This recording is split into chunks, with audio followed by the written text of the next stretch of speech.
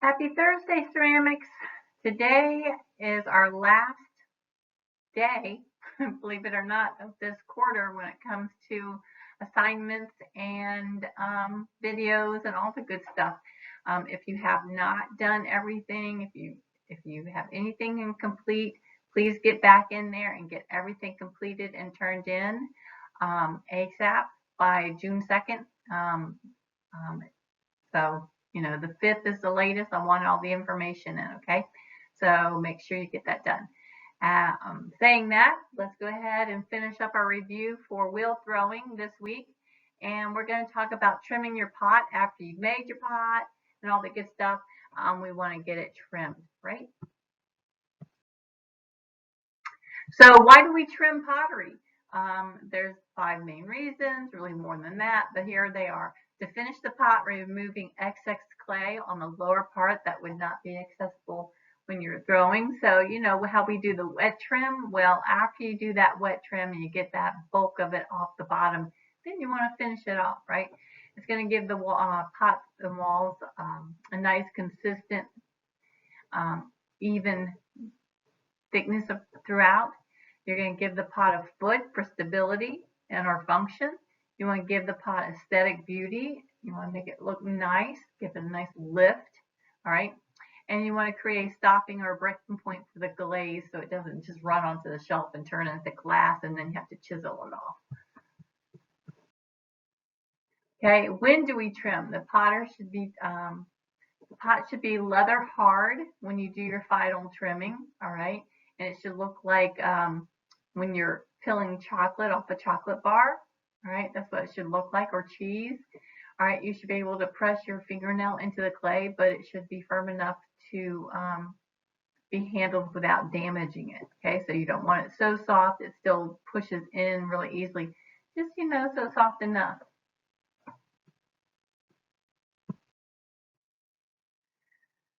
All right, some trimming concept and pointers. Always trim the pot space on or following the inside of your shape. Don't try to redo a shape or come up with some bizarre shape that's not going to go with the inside part of the curve of the inside of your pot.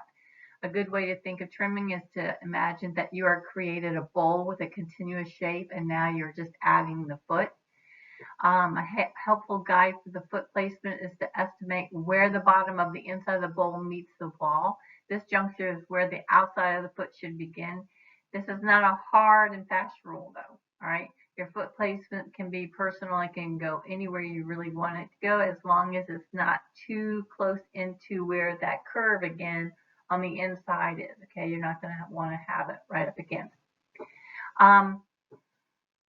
As cracks are several causes. One of them is an uneven thickness in the bottom of your pot. It's very important to maintain as much consistency through the bottom. So if you have that S crack, there's not too much we can do. We can kind of like patch it in, but at the same time, if it's not done right, you're going to see it because it was inconsistencies in the bottom and you didn't, in the very beginning, you didn't compress the base, right? It's kind of hard to trim that out. We try, but it's kind of hard. Okay, you got your basic wire loop tools and ribbon tools that you're going to use. Okay, we like the larger one with the short handle and thicker handle to do, but you can use some of the smaller ones for some of the intricate detail and line work. Now, we're kind of lucky because we have the Gift and Grip, those little plastic inserts that we put on top of our wheels that actually grip the base of our bowl. Back in the day when I was doing it, you had to put some lumps of clay along the edge and had the eyeball center it. This, our Gift and Grip centers it for us if you put it in the right way. So you want to place your pot upside down on your Gift and Grip, and then you want to slowly turn that wheel, the little plastic part of the wheel, so it grips it.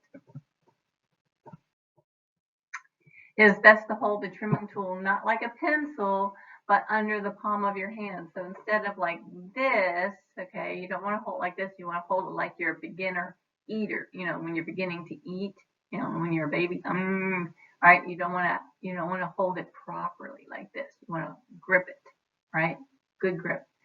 Hold your fingers Fingers close to the trimming tool for good leverage and to avoid the chattering. Okay, so you want to hold it nice and close. If trimming tools chatter, hold closer and closer to the tip.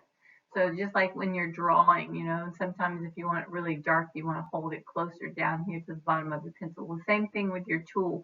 You don't want to hold it so you know your hand's back here and then it's like, you know, just kind of like shakes and chatters all over.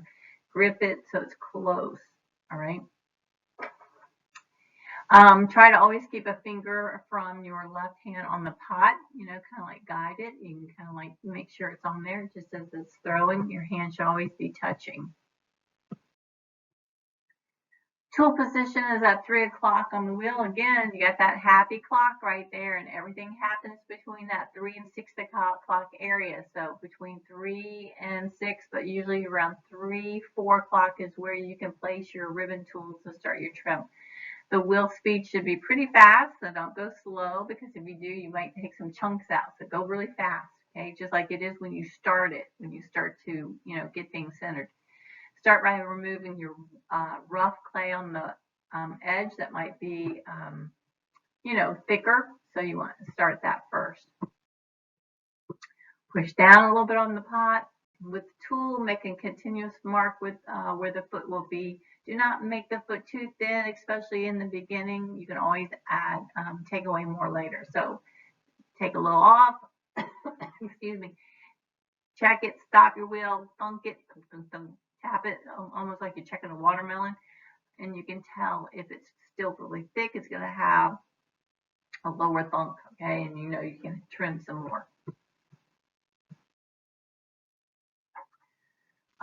Trim to a marking. So before you do any more trimming, you can go in there and say, okay, take a little pencil, make a little indentation, say this is where I'm going to trim to. I'm not going to trim anymore. This is as thick as I'm going to go, or this is where I'm going to add that little foot area. So this is where you're going to define your foot, outside edge, adjust and move the trimming tool to an angle that maximizes the best clay removal. Usually, again, 30 to 45 degree angle is really nice for the actual angle of your foot. Sometimes people like it, you know, a full 90 degrees, but if you have a nice little angle, it looks nice. Remove clay from the inside of the foot. You want a little bit of a lip area on the inside, so it has a little indentation. All right, find your foot and clean it. Make sure you tap. Clean and refine your wall and trimming. You can do that now once you get all your clay off. All right, then you're going to go in there. You're going to sign your name on the bottom of it. Use a pencil just like you would if you're writing your name. And then you're going to remove your pot from your grip and get your grip and grip. All right.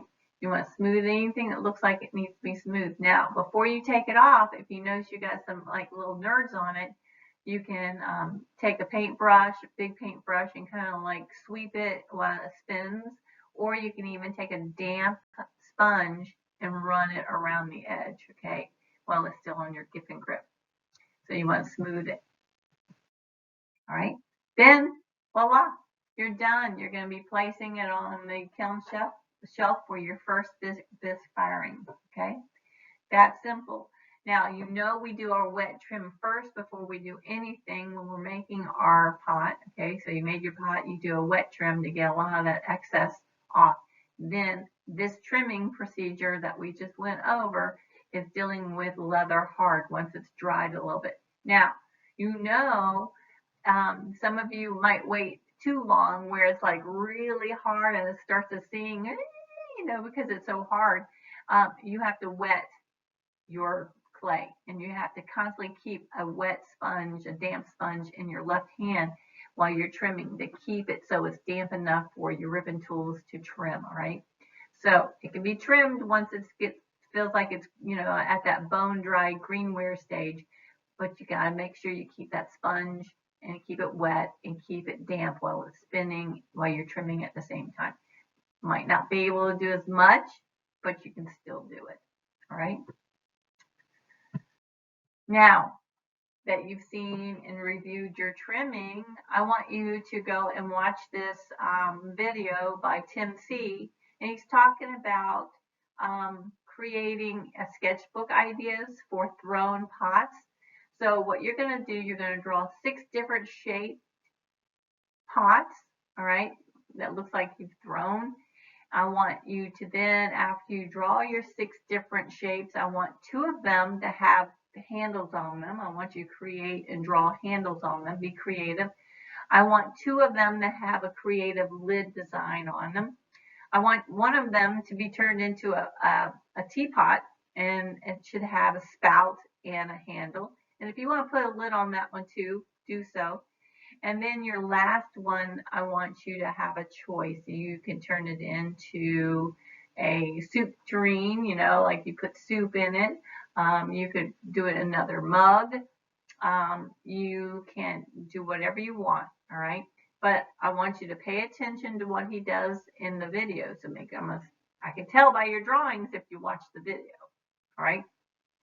So watch the video and then draw me 6 different shaped thrown pieces, and then from those 6, 2 have handles, 2 have lids, one's turned into a teapot, and then one is your choice, right? Get this all turned into me, okay, by Monday, and check you off, and you're done, all right? Hope you've had an interesting, enjoyable 4th quarter. I know it's been kind of strange. Some of you have maintained and done a wonderful job maintaining everything. Some of you, like I said, need to get on the stick here and get everything turned in and worked on. All right, again, you need to get your stuff turned in to me by June 2nd as well. Everything. All right? Okay, bye.